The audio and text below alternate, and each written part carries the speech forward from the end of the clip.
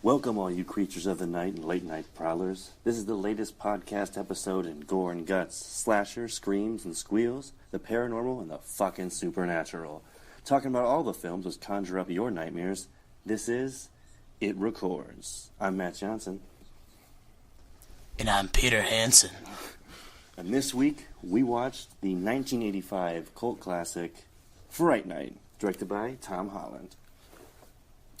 And Pete, I'd like to start off with saying thank you for allowing me to watch this movie and put it on the podcast, because I am certainly a fan.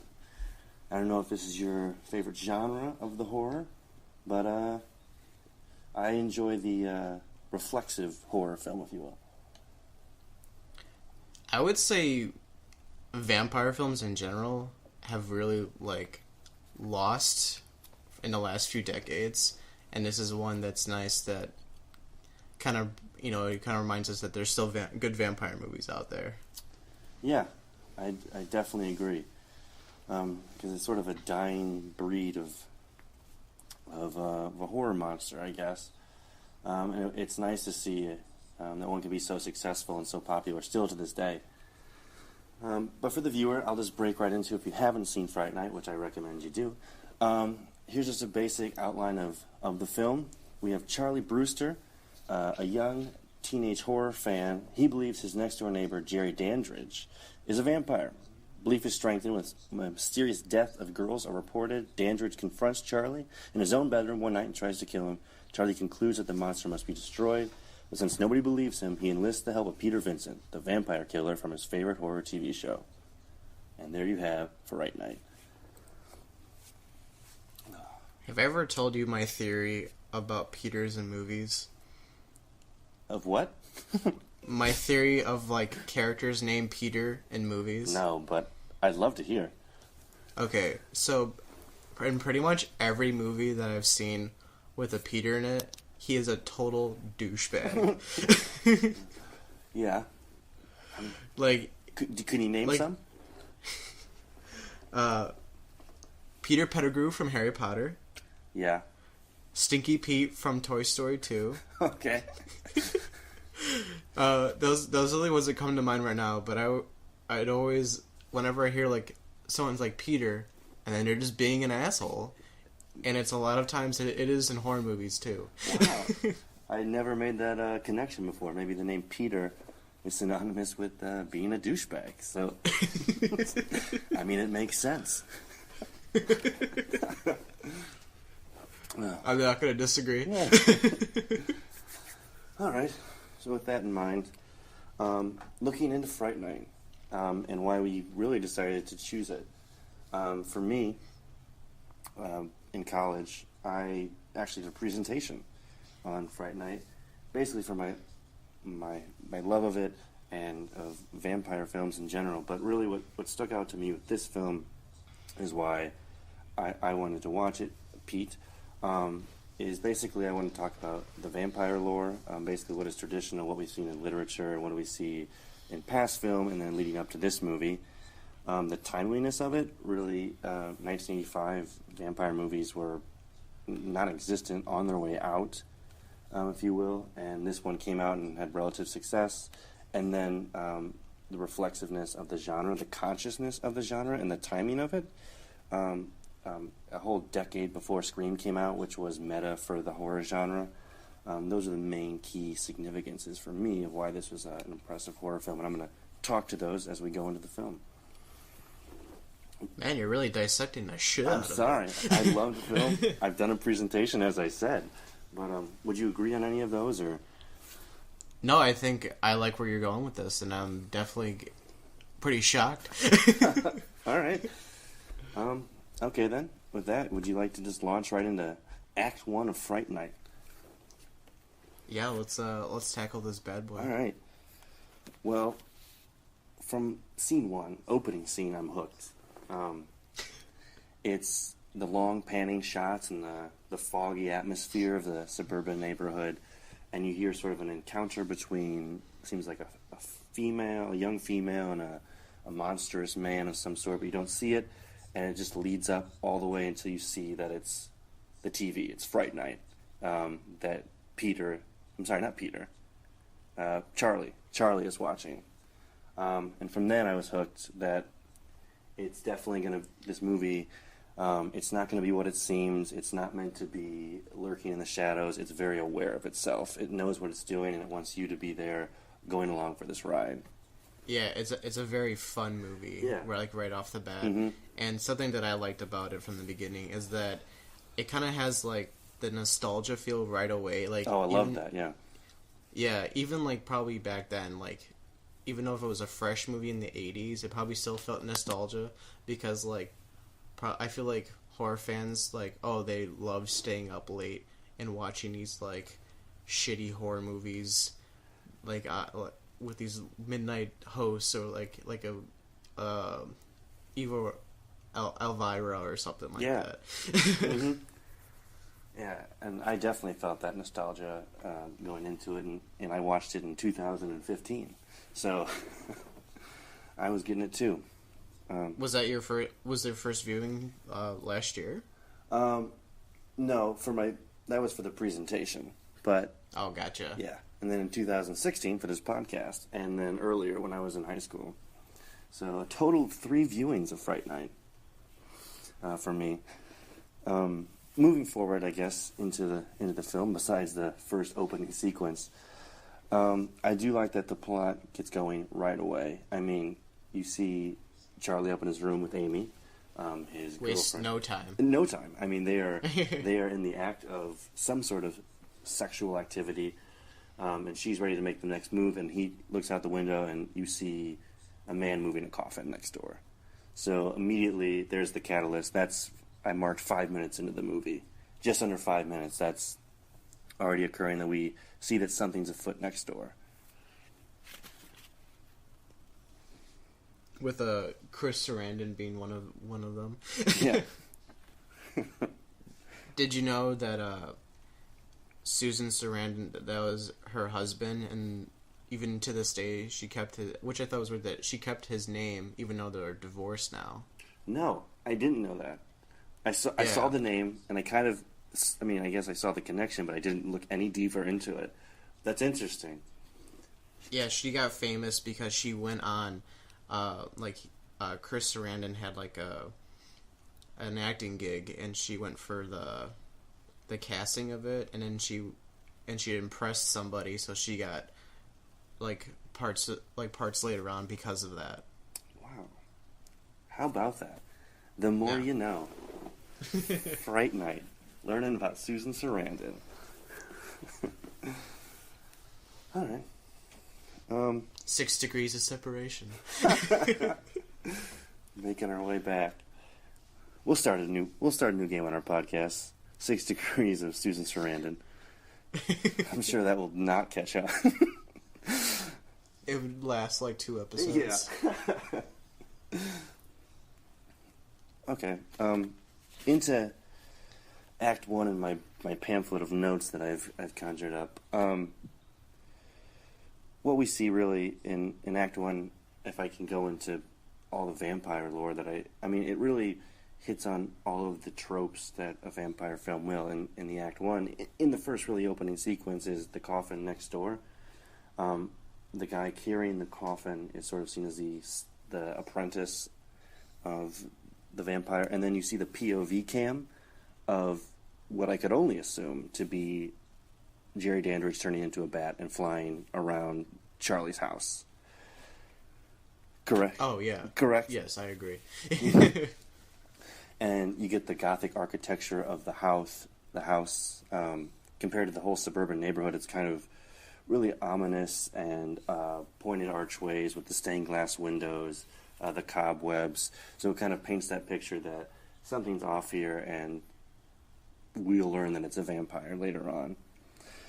Going with that, we have all this really in the first scene, Pete, of being a vampire, but Jerry Dandridge is eating an apple in the scene, and he kind of tosses it at Charlie. Do you remember this scene? Yes, I do. And he does that throughout the film. Do you have any hypothesis on why he chose to do this? I know the answer. You know the answer? I do. All right, let's just tell me the answer then. Okay, it's something that Chris Sarandon came up with. Of that course. he wanted to be that he said he had a fruit bat in his DNA. Oh, jeez. He did, or the vampire had fruit bat? The his character, not him personally. All right. Fair enough. I guess it's an acting choice. It makes sense. He was a bat 30 seconds before. All right. Is that correct? I mean, I didn't know. I was just asking if you had any idea. I just had picked up on the several occurrences of him eating several different fruits, having a cornucopia of fruit with him. I thought you were trapping me and be like, actually, Peter, it's this. Actually, you're completely wrong. Nice try. No, that's good to know. It was a little trivia that I thought it was strange, because at the first viewing, I didn't think anything of it, and then now it's probably like my 4th or 5th time seeing the movie, and I'm like, he sure is eating a lot of apples. Yeah, you start to pick up on it after watching it a few times, that it's present. And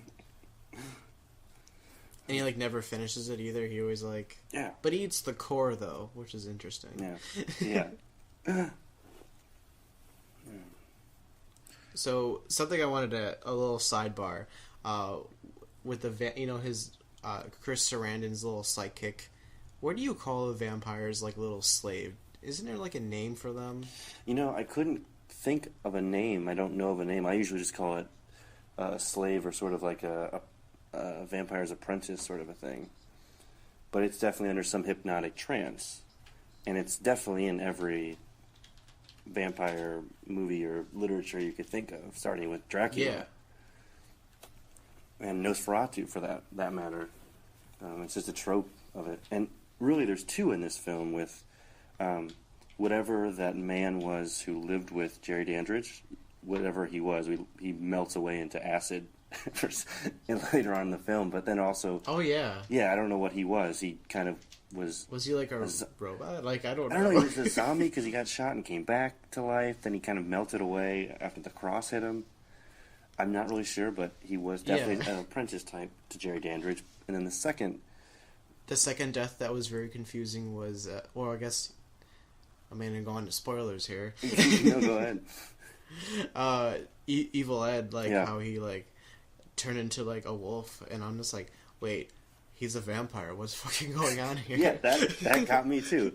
Like, why are you a wolf now? Why is this happening? And because in any sort of tradition that I know of, vampires and werewolves are like polar opposites. And they're like enemies too. Enemies, according to Van Helsing, but with Hugh Jackman. Yeah, they are mortal enemies.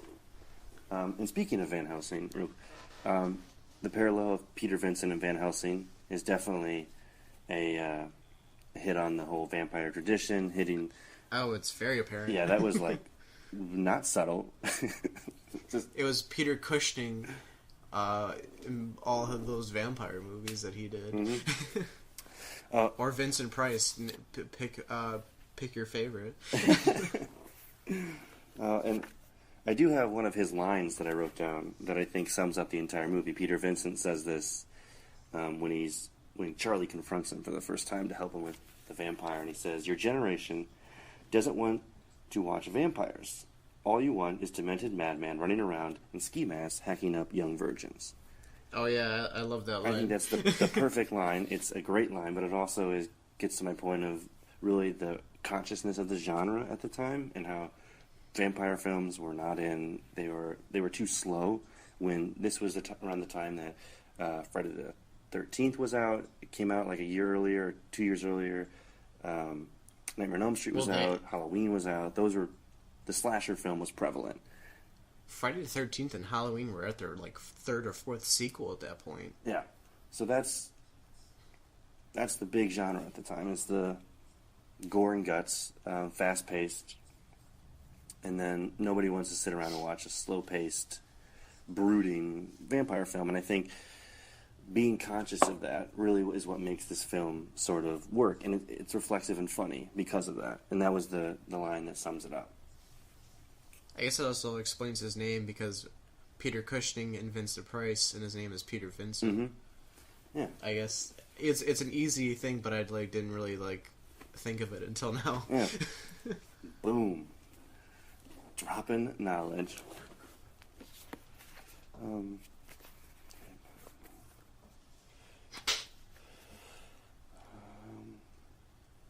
What are you thinking over there? What am I thinking?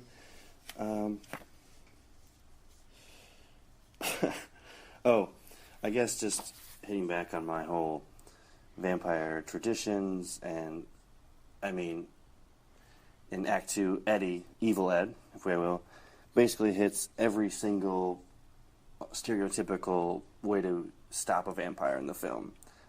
He gives him garlic, stake through the heart, crosses. They can't come into your home unless they're invited, the holy water. All of those are kind of thrown at you really quick in like a 2-minute spree. And then Charlie goes, well, that's it? Almost as... and so there's nothing more. Just sort of a tongue-in-cheek moment. And then right following that, he walks to his house and his mom is invited in, Jerry Dandridge. And I think that was a great cut to that, where he had just learned of all these things he can't do, and his mom had just invited him in. So yeah, that's pretty great. Thwarts his plans, yeah.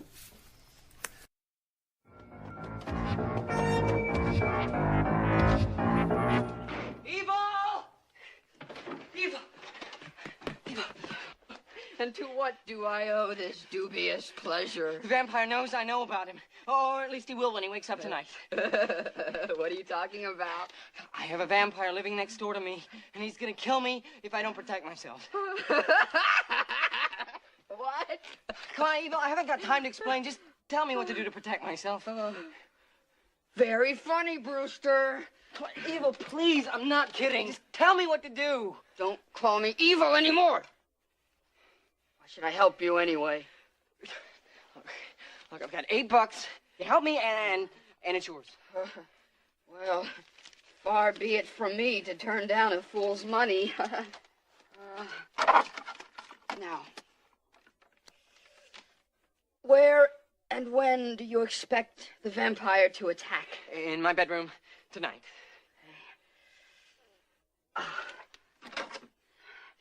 Start with this. But you must have total faith in it for it to work. Then get some garlic, links of the stuff you can wear around your neck and hang from your window. If he comes for you, that'll be the way. Then, of course, there's holy water. But you got to get a priest to say a blessing over it first. That's it? I'm afraid so. But your best protection right now, Charles, is that a vampire cannot enter your house without being invited by the rightful owner first. Are you sure about that? Positive. Thank you. Thank you.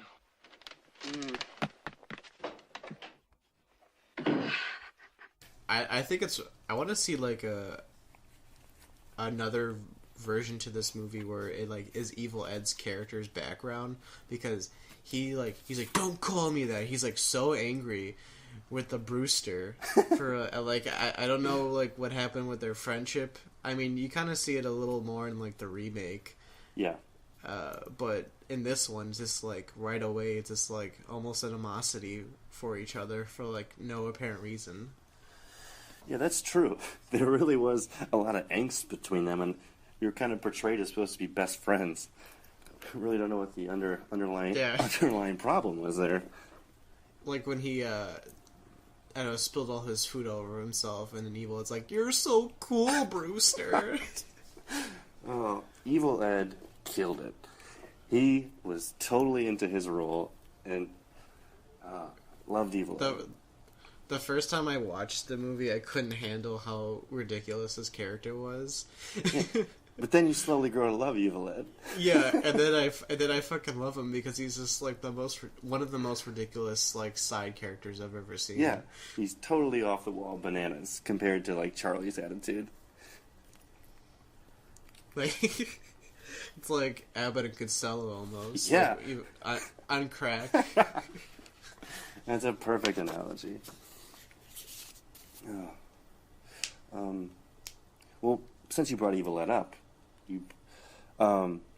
he was originally, I don't know if you knew this, offered to be the lead role in the second Fright Night, the original second Fright Night, but turned it down because he didn't like the direction that they were taking Evil Ed. He didn't like the way they portrayed Evil Ed in the first film, and he turned it down.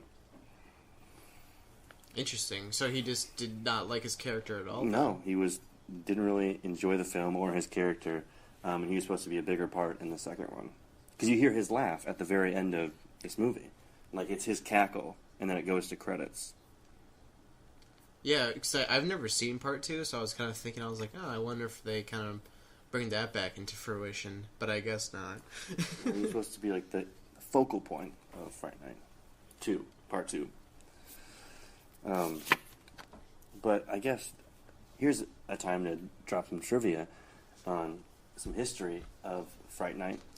Fright Night Part 2 was supposed to come out because of the success of Fright Night, obviously, but got quickly released just like a VHS DVD release instead of a full nationwide theater release, and then it halted the production of a Fright Night Part 3. Do you know what the incident was, Pete, that stopped this? I have literally no idea. Yeah, I was unaware of this until researching it in my presentation, but have you heard of the Menendez brothers and how they went to jail for the murder of their parents? Oh, yeah. Jose Menendez was the owner of the studio that produced Fright Night, and the murders occurred in the trial right around the release of Fright Night Part 2, so the studio halted Fright Night Part 2 and then just did away with Fright Night 3 because of the case and because of the death of the chairman of the studio. So the Menendez trial played a huge part in the Fright Night trilogy, or would have been trilogy.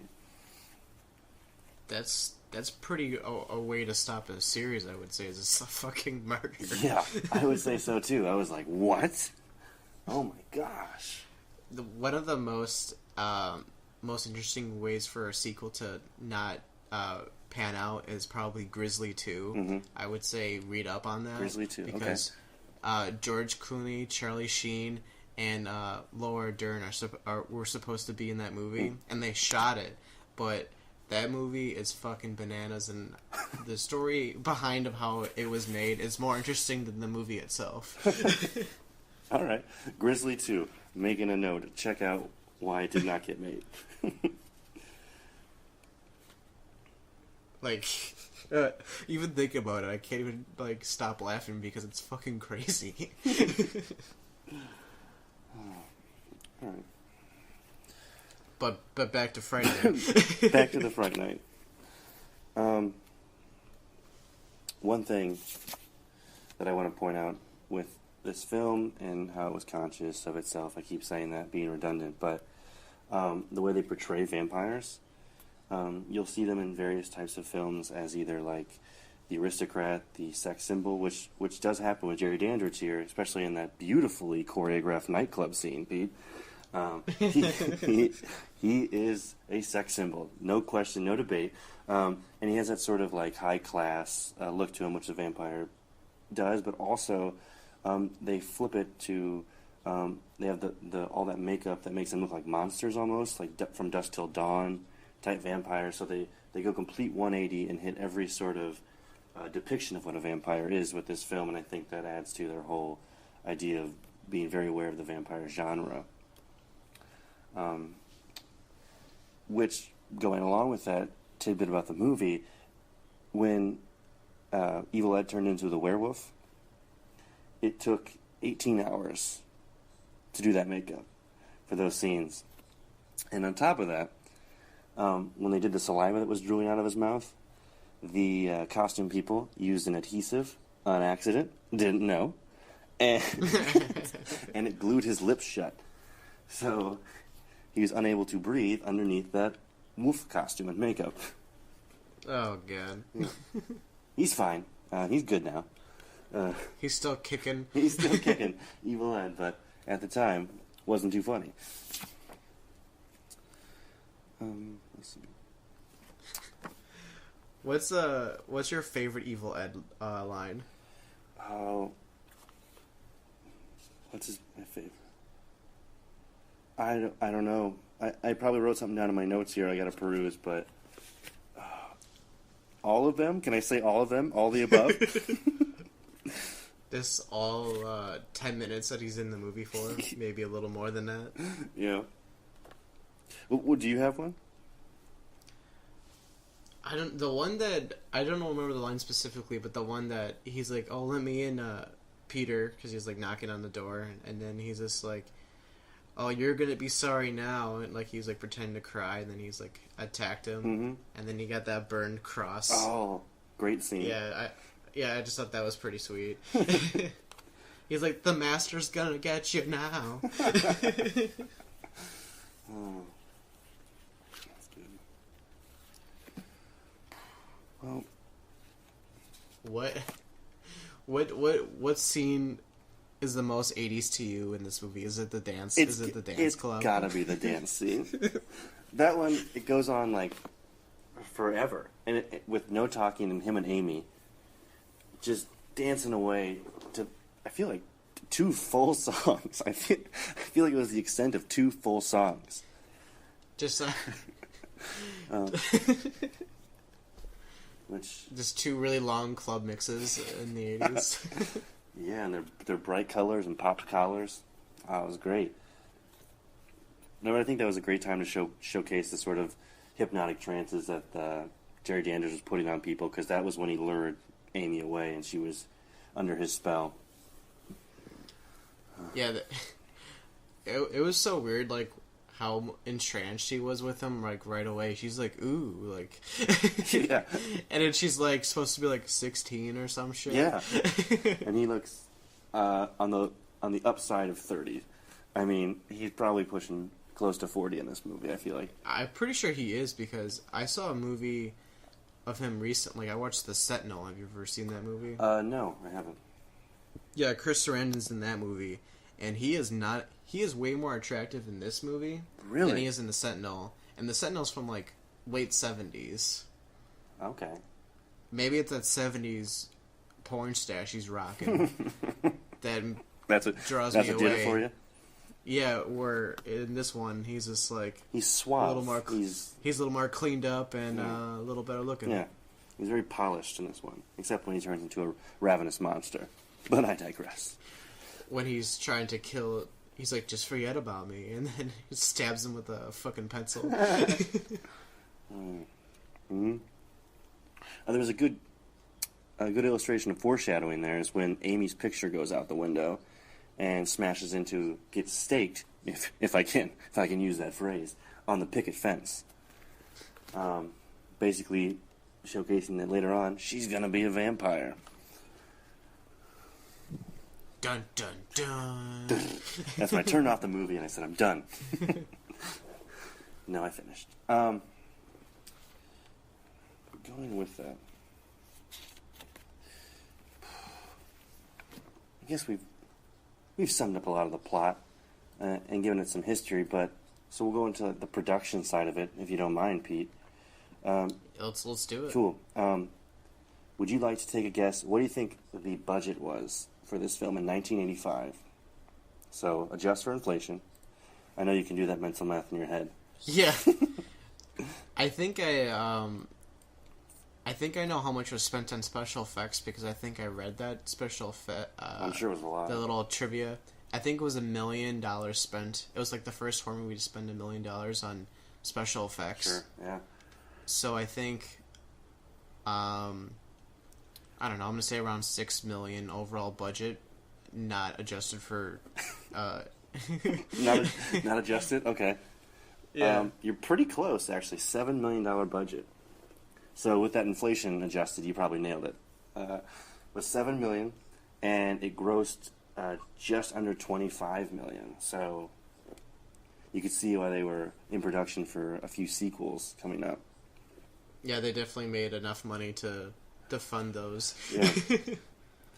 And Tom Holland was not going to be on the next features. There's going to be a new director because he went on to do Child's Play after this film. You know, Yeah, I was trying to think when Child's Play came out, and I thought it was like the on the edge of the 80s. I thought on the edge. You mean like the end?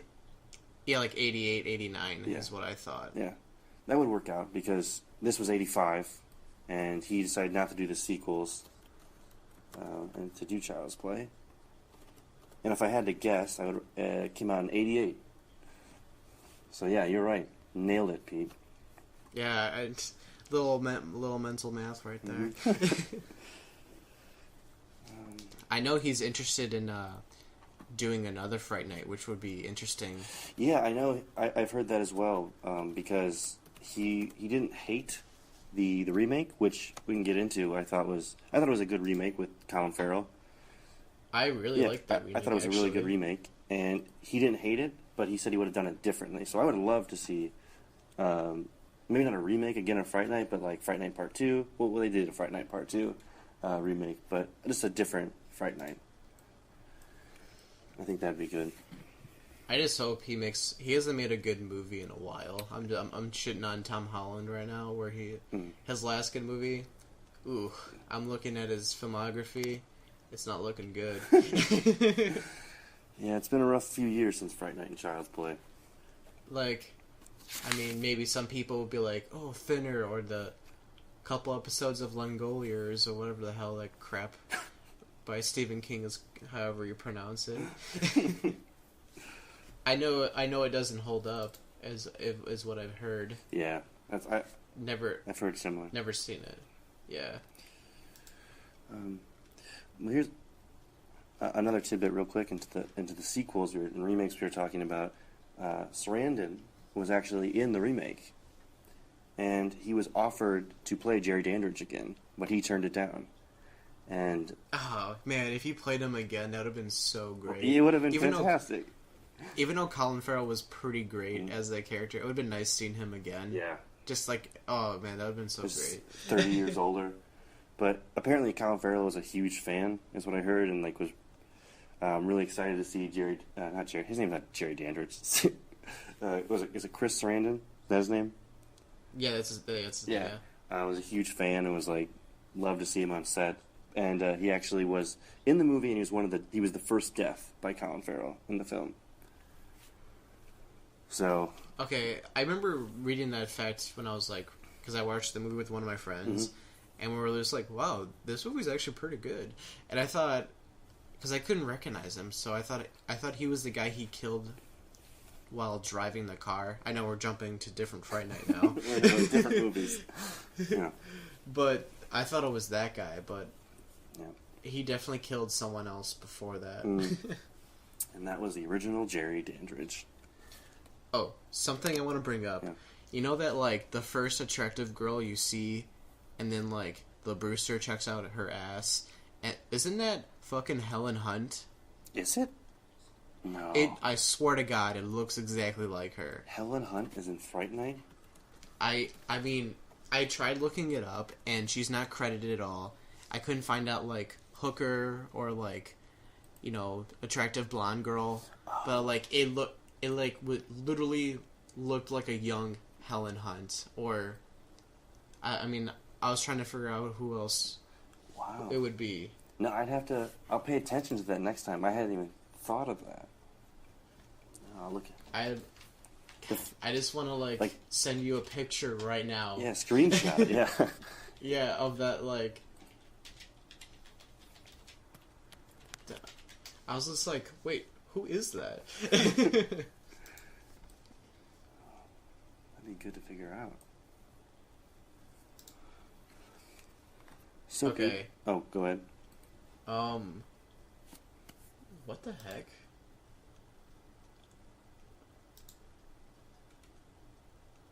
Okay, it's not her. Wow. This person looks like a Helen Hunt. Like, she literally looks like her to It's me. her stunt double?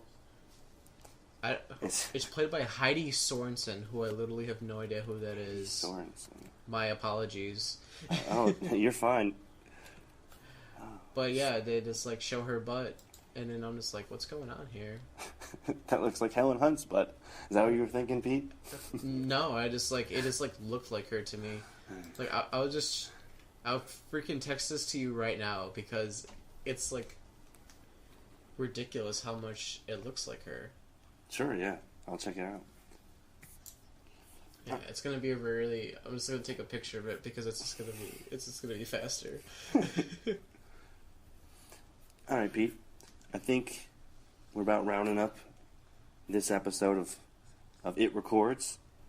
And to round it out, I'd like you to guess on Rotten Tomatoes what is 1985's Fright Night rated at right now, and then would you recommend the film?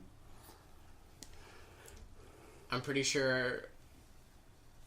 I think I saw it recently. I think it's like 95, 96 on Rotten Tomatoes. The correct answer is 91. You're pretty damn close, yeah. Okay. Mm-hmm.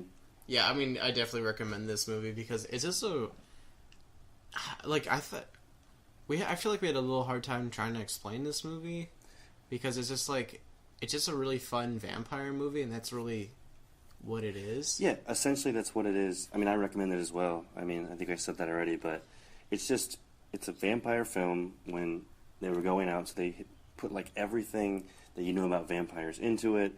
It was funny. Like, it wasn't a distinguished movie by any ways, but it had fun being what it was. Like, just being a vampire tale with a kid who loves horror movies, and it was entertaining. It was scary at times and funny at times. It was a perfect blend. Did you get my text? Yeah. I wanted to like hear your reaction and be like, oh yeah, that does look like her. Oh wow, that does. See? That looks so much like her. Yeah, you were not wrong. No.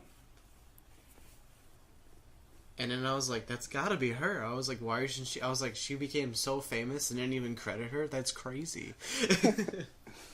Oh, wow.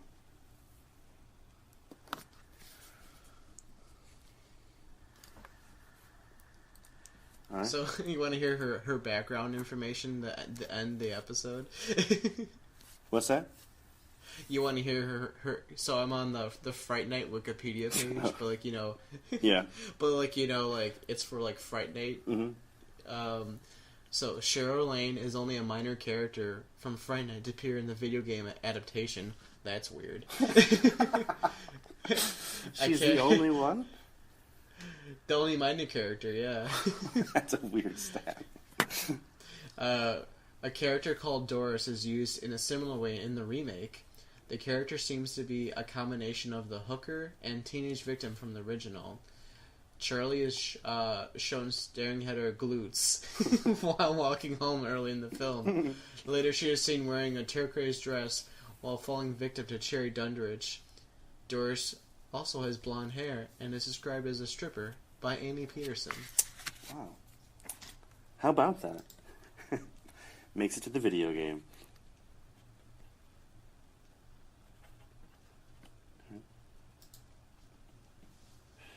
And I would say that's our ending note on episode of Fright Night. I would say so as well. I think that rounds up the episode of It Records for Fright Night. And until next time, we will remain in the shadows. Signing off, Matt Johnson. And Peter Hansen. R.I.P. J.K.